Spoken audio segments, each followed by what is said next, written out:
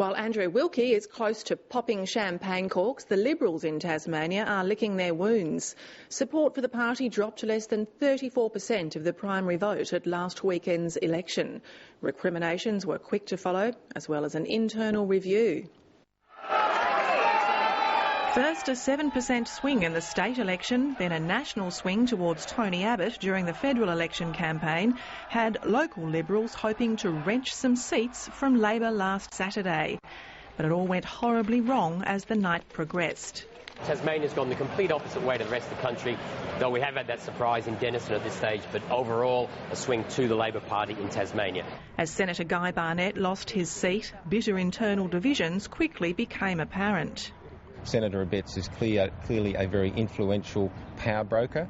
He's very influential and has significant influence in the party, and he has to stand responsible for his decisions and his actions, as do others in leadership within the party. The Tasmanian Liberals thought the safe face of former newsreader Steve Titmuss would snatch back Bass after the short, controversial stint of Labor's Jodie Campbell. Instead, Labor retained it with an increased majority. Unfortunately, we had Senator Abetz referring to the tweaking of the industrial relations laws early in the campaign. That came up regularly and consistently throughout the campaign. In the north, for example, a front page story regarding AFL football, which was unfortunate for the northern Liberal campaign here in the seat of Bass. There's a range of issues. Eric Abetz was quick to respond. He never called on me to publicly accept responsibility for when he got elected on my coattails. Yes, I found those comments extraordinary. I found them patronising and unfortunate, and I think they certainly reflect poorly on Senator Abetz. The antipathy between the two has been bubbling below the surface since Senator Barnett tried to oust Senator Abetz from his #1 spot on the Senate ticket a few years ago. We've had a difficulty since 2004. Senator Barnett was shunted down to #3, unwinnable with a Labor Green swing. Former state parliamentarian Lisa Singh will take his seat, leaving the Liberals with just 4 men in the Senate, none in the lower house, none based in Launceston. To fill the shortfall, the party announced today that Senator Stephen Parry will be primarily based in Launceston from July next year. He'll also keep an office in Burnie.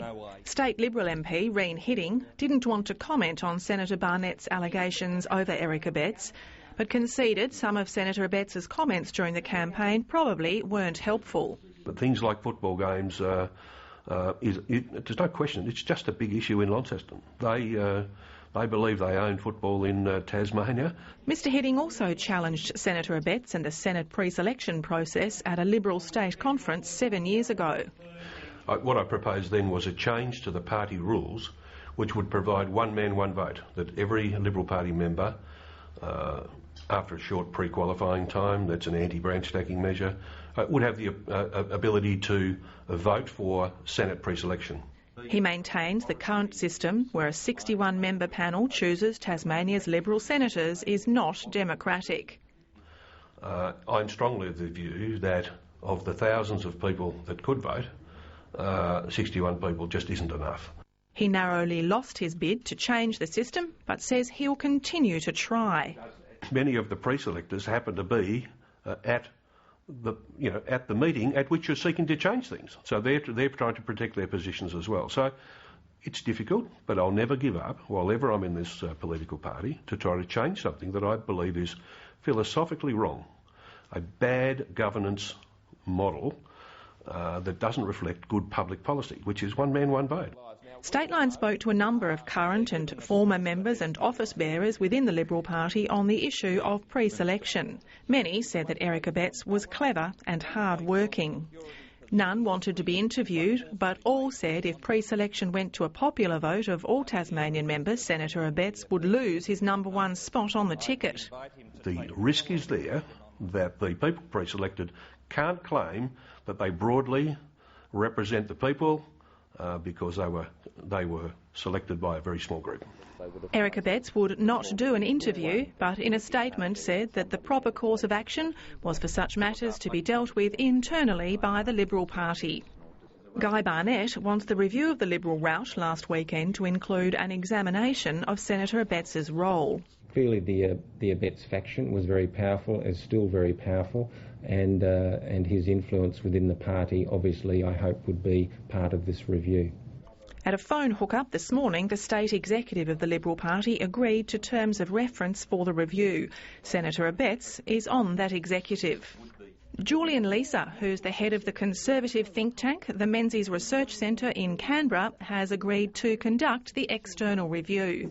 The review is to look into all aspects of the election, from candidate selection right through until Saturday just gone, but it is for the consumption of the Liberal Party state executive, not for external publication. And the reason that we have decided to go for an external review is so that the State Director, Jonathan Hawkes, and myself can be included in the review and our performance of us and our state executive. However, Party President Sam McQuestin says pre-selection processes won't be part of it.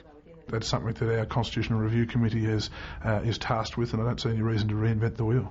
He already defined some reasons for the poor performance, including not supporting the national broadband network. Labor picked Scottsdale to be their first town to roll broadband out into, and I think that hurt the Liberal Party quite considerably. Sam McQuestin will step down as president later this year to concentrate on his campaign to join Tasmania's Legislative Council. He'll be standing for Launceston when sitting member Don Wing retires next year. Former head of Tasmania's Parents and Friends Association and Liberal candidate Jenny Branch has put up her hand for the job. We need to include our members in our decision making. It's always bad when it's perceived that a few people hold all the marbles and making all the decisions, and I think that is clearly what people are thinking about the Liberal Party at the moment. Jenny Branch says the party needs to change. She's anticipating opposition, but says she'll give it a red-hot go. But maybe it's time that the Liberal Party does things differently. Are you prepared to take on Eric Abetz? I certainly am.